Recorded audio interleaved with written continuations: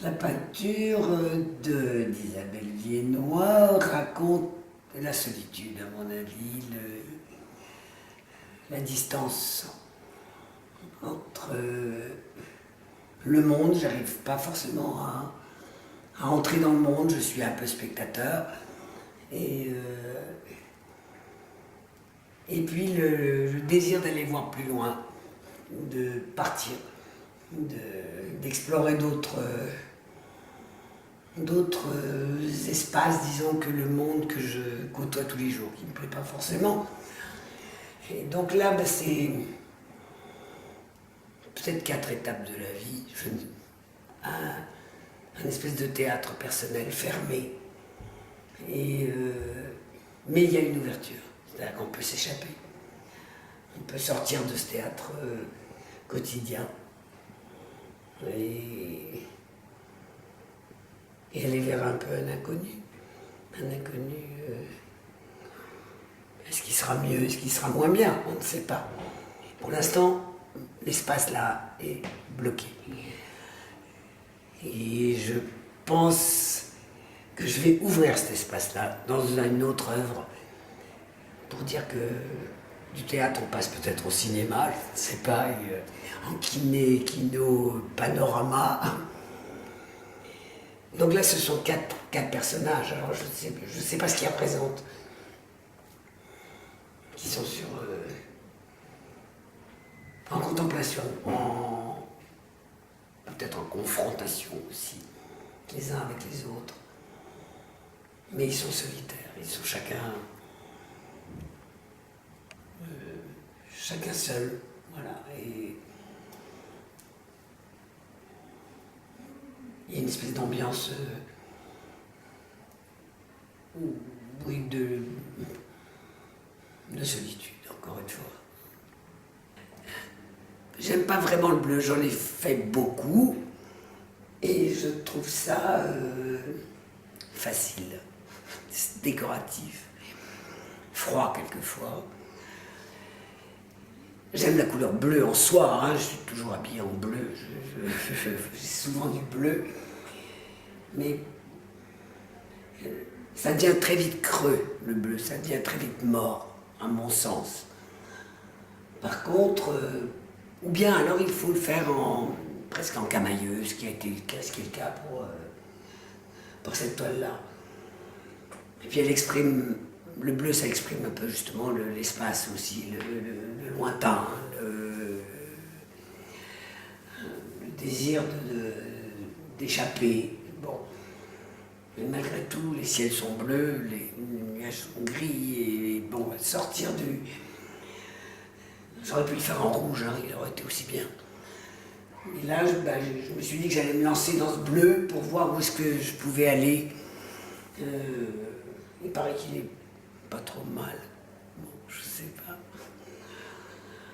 Mais d'une façon générale, pour moi, c'est une couleur plus d'ordre à la décoration et la facilité. Alors, c'est mon point de vue. Hein, et j'adore les tableaux bleus des autres. Hein, c'est pas le problème. Pour moi, c'est pas fort, ça manque de force facilement. Mais j'aime bien la force. C'est ce qui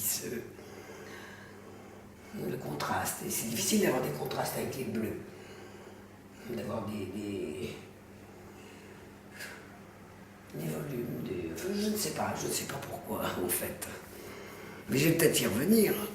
Je préfère le gris au bleu, qui est une couleur plus neutre, qui permet d'associer plus, parce que là, à part des jaunes ou des oranges, on ne peut rien faire de bien intéressant.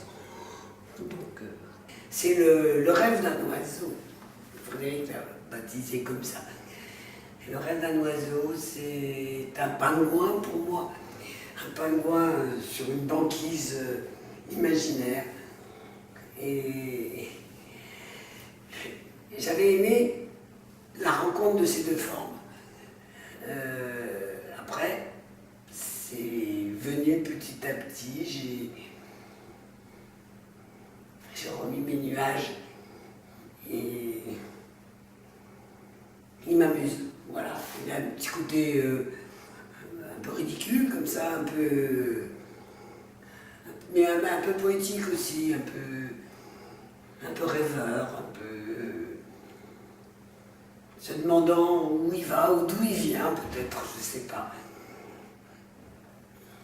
Ça, c'est presque une piste d'atterrissage. Et j'ai essayé là, de commencer à travailler un peu les nuances, les volumes, de façon un peu plus peinture par rapport aux grands aplats que je faisais auparavant. Et je dois dire que ça m'apporte beaucoup de satisfaction. Mais la seule chose qu'on peut dire de ça, c'est que c'est ludique et un peu zoomorphe. Hein, bon. Oui, ce sont des menhirs. Ce sont des formes sculpturales presque, qui tiennent en équilibre sur un toit. Et dans ce toit, il y a une trappe. Et en fait, on ne sait pas encore si les boules vont... Il y en a une qui va tomber dans une espèce de trappe à l'étage en dessous. On ne sait pas ce qui se passe à l'étage en dessous. Et les menhirs, ils sont des observateurs, hein, oui, c'est ça, ils regardent ce qui se passe, ils n'interviennent pas, ils sont solitaires. Et la boule, c'est comme des boules de billard.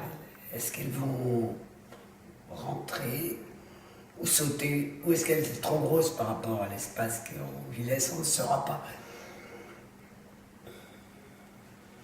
Et puis bon, là j'ai bien aimé les couleurs, disons.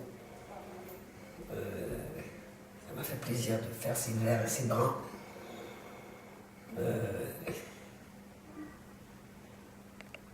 Mais c'est une chute, hein. Pour moi c'est une chute, c'est une disparition.